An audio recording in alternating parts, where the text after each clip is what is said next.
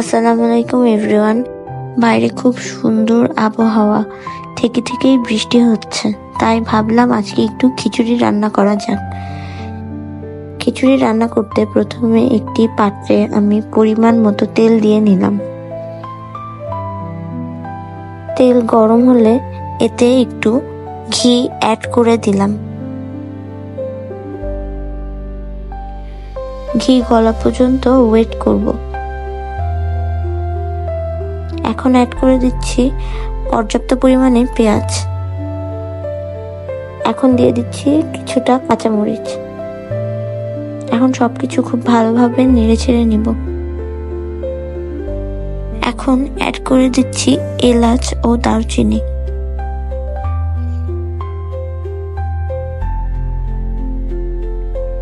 এবার দিয়ে দিব স্বাদ মতো লবণ।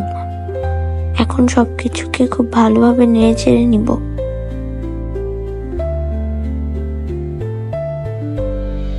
এখন দিয়ে দিলাম 3-4টা তেজপাতা।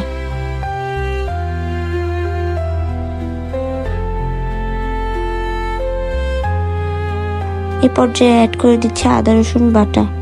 সবকিছুকে একসাথে মিশিয়ে নিব এবং মশলা ভেজে নিব।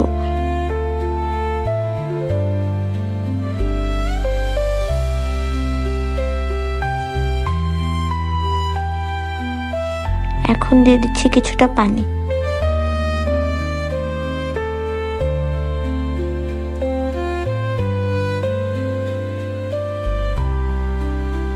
কিছুক্ষণ পরে আমি অ্যাড করে দিব মরিচের গুঁড়া এবং হলুদের গুঁড়ো। এখন দিয়ে দিচ্ছি ধনিয়া গুঁড়ো। এখন মশলার সাথে গ্রেভিগুলো ভালোভাবে মিশিয়ে নিব এবং মশলাগুলো ভেজে নিব।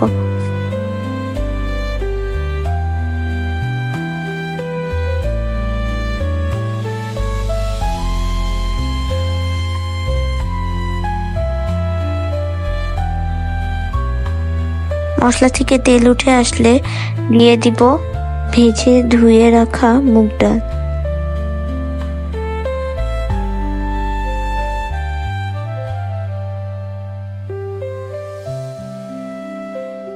এখন মশলার সাথে মুগ ডালগুলো কষিয়ে নিব।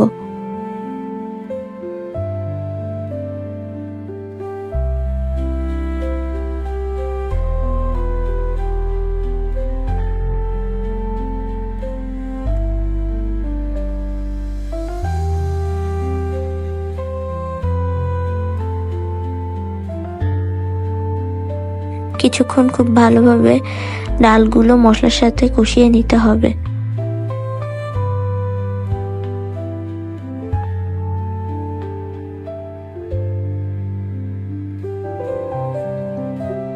এরপর অ্যাড করে দিচ্ছি গরম পানি।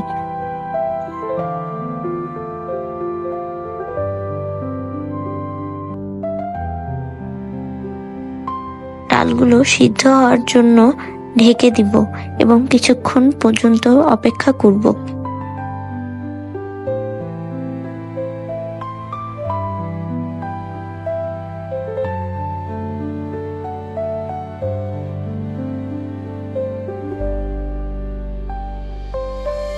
মাঝে মাঝে ঢাকনাও উঠিয়ে ডালগুলো ভালোভাবে নেড়ে চেড়ে নিব।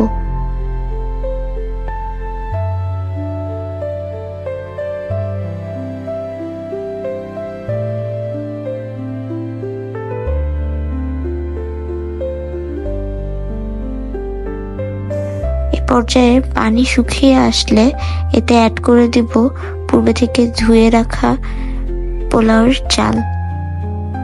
এখন পোলাওয়ের চালের সাথে ডালের মিশ্রণটি ভালোভাবে মিশিয়ে নিব।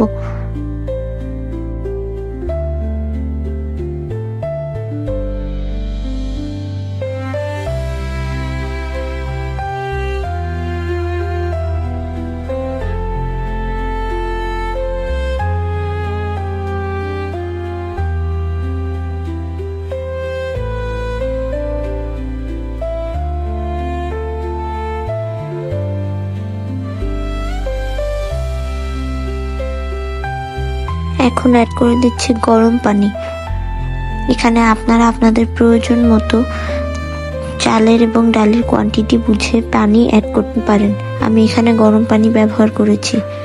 এখন একটি ঢাকনা দিয়ে ঢেকে দিব।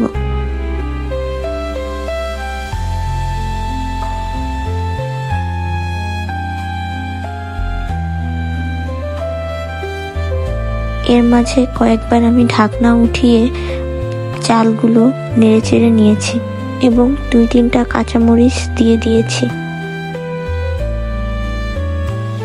পানি শুকিয়ে গেলে বুঝতে হবে খিচুড়ি রান্না হয়ে এসেছে। আমার এখানে খিচুড়িটি রান্না শেষ হয়ে গিয়েছে, কিন্তু আমি কিছুক্ষণ দমে দিব।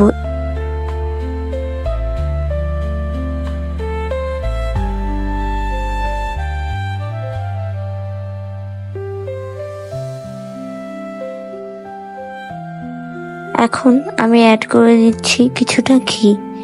এর ফলে খিচুড়ি থেকে খুব সুন্দর একটি ফ্লেভার আসবে।